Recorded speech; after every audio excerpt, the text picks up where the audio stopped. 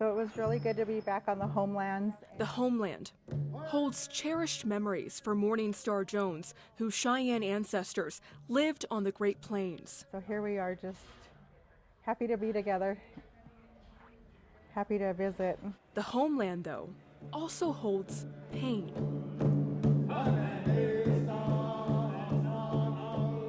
The atrocities that were inflicted upon my relatives are still with us today, and it's called generational trauma.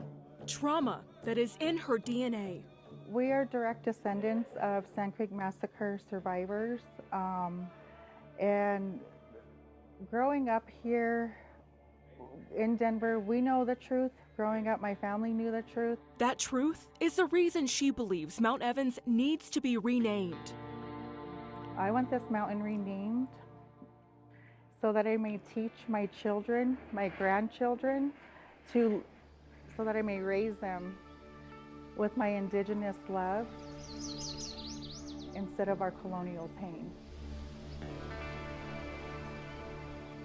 Jason Hansen of History Colorado points to John Evans as the driving force behind the Sand Creek Massacre. In 1862, Evans was appointed to be the territorial governor of Colorado by President Abraham Lincoln. He came to Colorado and saw opportunity for development, specifically with the railroads. And in his mind, one of the prerequisites for that was securing the land for American settlement. To do that, he felt like he needed to push the tribal communities off of their indigenous homelands. He wrote to officials in Washington, D.C. asking for permission to raise a military unit, marched them out to southeastern Colorado, where he attacked a peaceful camp of Cheyenne and Arapaho on November 29th, 1864. He attacked at sunrise and killed at least 230 of the about 700 people in that camp. Hansen explains Evans was later forced to resign because of the massacre. Nonetheless, in 1895, this prominent mountain overlooking what is now Denver was named Mount Evans. I've never been to Mount Evans specifically because of the name. It's just a daily reminder of genocide. Over the past year, Jones and other indigenous people have been fighting to rename the mountain. This fall, the Colorado Geographic Naming Advisory Board began the process to do just that. It is named after John Evans. Tim Mock chairs the board. So the 6 proposals to rename Mount Evans include Mount Blue Sky, Mount Cheyenne Arapaho, Mount Evans, named after Ann Evans, the Governor Evans' daughter, Mount Rosalie, Mount Sisti, and Mount Sewell. The renaming process is complex, but the next steps happen on Thursday, when supporters of each name will present to the board.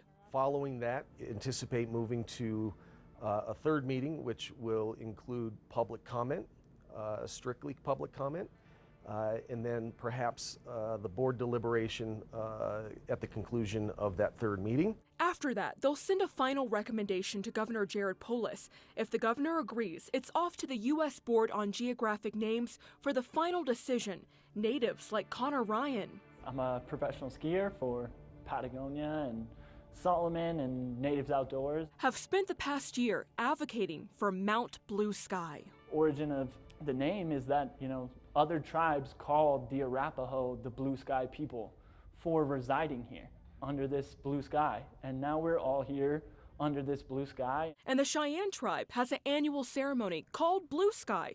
Ryan and supporters of the name change have done prayer walks, formed a coalition, and used word of mouth to advocate for the change.